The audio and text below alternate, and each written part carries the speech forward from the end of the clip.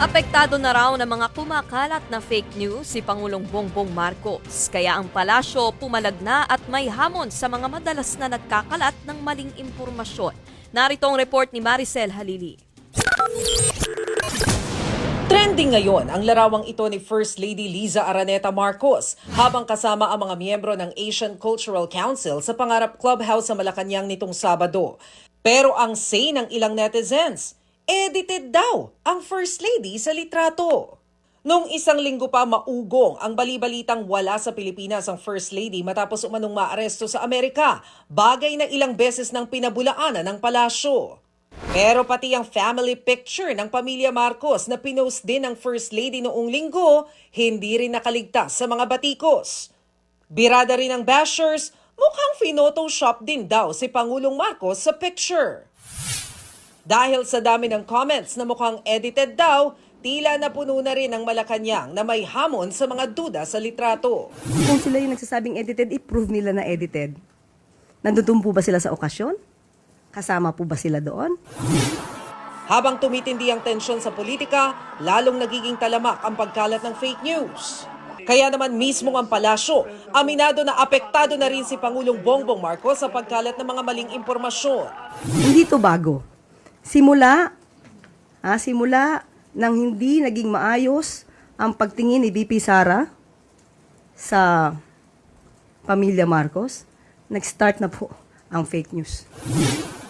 Utos daw ng Pangulo sa Presidential Communications Office, labanan ang pagkalat ng maling impormasyon. Gaya na lang ng sinasabi ni Attorney Harry Roque sa kanyang Facebook Live na nag-asam daw noon ng posisyon sa gabinete ni dating Pangulong Duterte, si PBBM. Mabuti na lang, hindi talaga tinalaga. Pero talagang alam mo, sabi ng informante ko, yung Liza Araneta, galit na galit. Dahil hindi tinalaga ang Marcos Jr. bilang Secretary of Agriculture. Well, pasensya na po kayo, pero talagang ang galing ng judgment ni Presidente Duterte pagdating sa character.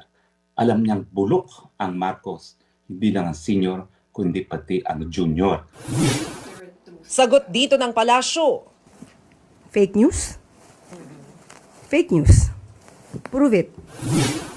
Nanawagan din si Roque ng people power laban sa administrasyon. Pero giit niya, hindi siya pwedeng kasuhan ng sedisyon dahil dito. Bagay na kinwestiyon din ng Malacanang. Peaceful gathering. For what? For what? Anong purpose? If they really for peace, why are they asking for the resignation of PBBM? Nagbabalita mula sa Frontline, Maricel Halili, News 5. Humingi na ng tulong ang NBI sa Interpol para habulin ang mga nagkakalat ng fake news sa Pilipinas na may nakabimbing kaso pero nagtatago abroad.